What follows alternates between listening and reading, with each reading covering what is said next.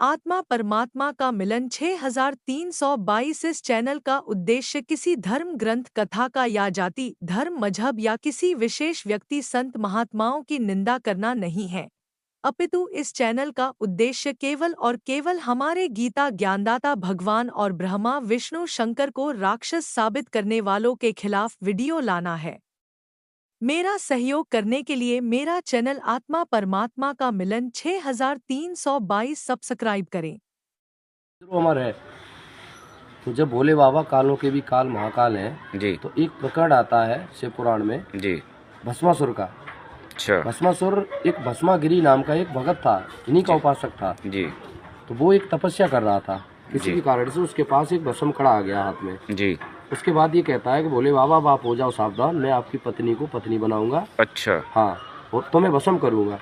जी। इसको सुनते ही और भोले बाबा अपना त्रिशूल और वो सब लेके भाग लिए। अच्छा। तो आप बताओ, अगर भोले बाबा आप तो कालों के भी काल यानी महाकाल हो, जी। फिर आपका काल तो हो ही नहीं सकता है, क्योंकि आप कालों के काल हो। अच्छा। आप क्यों भाग रहे भगवान? अच्छा। सभी लोग बुद्धिमान है, सभी समझदार है, सब जानते हैं जी कि वास्तव में अगर भोले बाबा वहाँ खड़े हो जाते, रुक जाते, जी।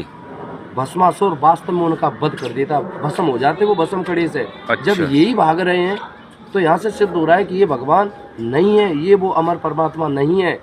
आप अब एक प्रश्न आता है कि क्या होता यदि भस्मासुर महादेव के सर पर हाथ रख भी देता? तो कुछ लोग पूछते हैं कि क्या महादेव भस्म हो जाते? ऐसा सोचने से अधिक हास्यप्रद और कुछ हो ही नहीं सकता। जो महादेव प्रलय के अंत में अपनी एक हुंकार से सारी सृष्टि को भस्म कर देते हैं, वो क्या एक तुच्छ राक्षस द्वारा भस्म हो जाते? ऐसा सोचना ही मूर्खता। तो महादेव का कुछ होने से तो रहा, किंतु यदि ऐसा हो जाता तो महादेव द्वारा भस्मासुर को दिया गया वरदान झूठा हो जाता। जब ईश्वर का वचन झूठा हो जाए तो ये सृष्टि कैसे चल सकती है? दूसरा कि यदि महादेव स्वयं भस्मासुर का वध कर देते तो भी अधर्म होता, क्योंकि वो महादेव का भक्त था और उसे स्वयं उनका ही वरदान प्राप्त था। इसी कारण स्वयं अपने वरदान की रक्षा करने हेतु और भस्मासुर को स्वयं के क्रोध से ही बचाने के लिए महादेव उससे दूर चले गए।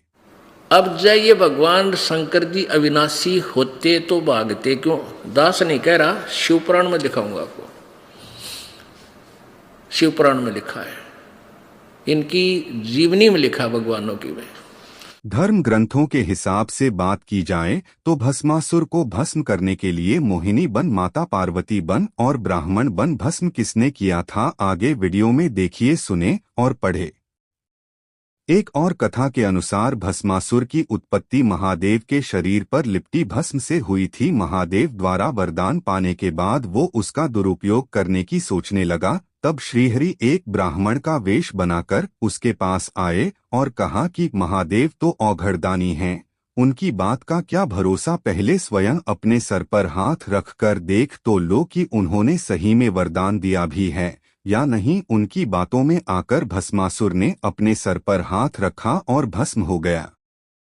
इसके बाद श्रीहरि ने मोहिनी अवतार लिया और भस्मासुर के पास आए। उनका रूप देखकर भस्मासुर सब कुछ भूल गया और उनसे विवाह का प्रस्ताव रखा। तब मोहिनी रूपी श्रीहरि ने कहा कि उनका प्रण है, वे उसी से विवाह करेंगी जो उनके समान ही नृत्य प्रवीण होगा।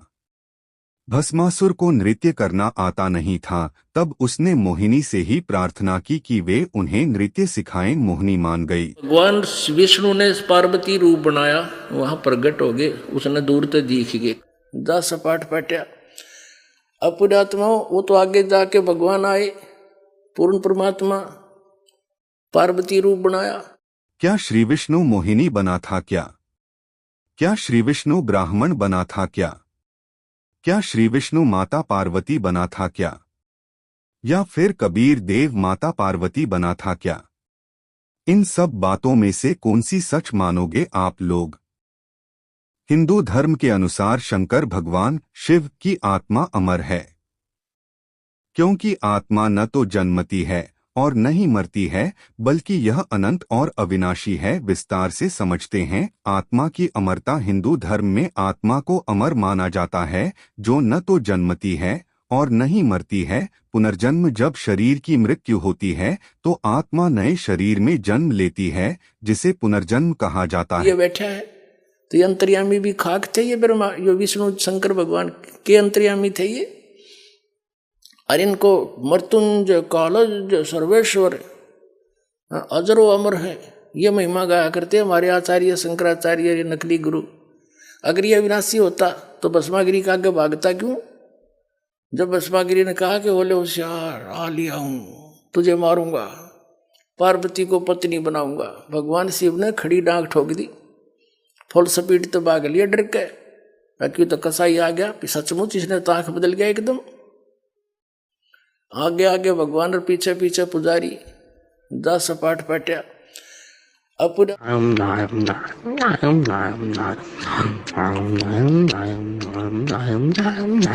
आता है। भगवत गीता में भी आत्मा की अमरता का वर्णन है। देखिए प्रमाण, जहां भगवान कृष्ण अर्जुन को बताते हैं कि गीता अध्याय 2 श्लोक 19 में भगवान ने बोला, य एन वेत्ति हंतारन यश्चैन मन्यते हतम उभौ तो न विजानीतो नाय हंति न हन्यते। जो इस आत्मा को मरने वाला समझता है तथा जो इसको मरा मानता है, वे दोनों ही नहीं जानते, क्योंकि यह आत्मा वास्तव में न तो किसी को मारता है और न किसी के द्वारा मारा जाता है।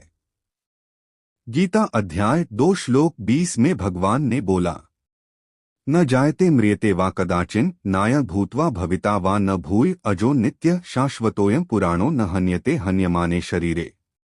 यह आत्मा किसी काल में भी न तो जन्मता है और न मरता ही है, तथा न यह उत्पन्न होकर फिर होने वाला ही है, क्योंकि यह अजन्मा, नित्य, सनातन और पुरातन है। शरीर के मारे जाने पर भी यह नहीं मारा जाता। गीता अध्याय 2 श्लोक 21 में भगवान ने बोला, वेदाविनाशिन नित्य य एनमज्म व्ययम् कथं स पुरुष पार्थ कं घात्यति हंति कम। हे पृथापुत्र अर्जुन, जो पुरुष इस आत्मा को नाशरहित, नित्य, अजन्मा और अव्यय जानता है, वह पुरुष कैसे किसको मरवाता है और कैसे किसको मारता है। गीता अध्याय 2 श्लोक 22 में भगवान ने बोला, वासांसी जीर्णानि यथा विहाय नवानि गृह्णाति नरो प्राणी तथा शरीराणि विहाय जीर्णान्यन्यानि संयाति नवानि देहि। जैसे मनुष्य पुराने वस्त्रों को त्याग कर दूसरे नए वस्त्रों को ग्रहण करता है, वैसे ही जीवात्मा पुराने शरीरों को त्याग कर दूसरे नए शरीरों को प्राप्त होता है। गीता अध्याय 2 श्लोक 23 में भगवान ने बोला, नैन छिन्दन्ति शस्त्राणि नैन दहति पावक न चैन क्लेद्यन्त्यापो न शोष्यति मारुत। इस आत्मा को शस्त्रादि नहीं काट सकते, इसको आग नहीं जला सकती, इसको जल नहीं गला सकता और वायु नहीं सुखा सकता।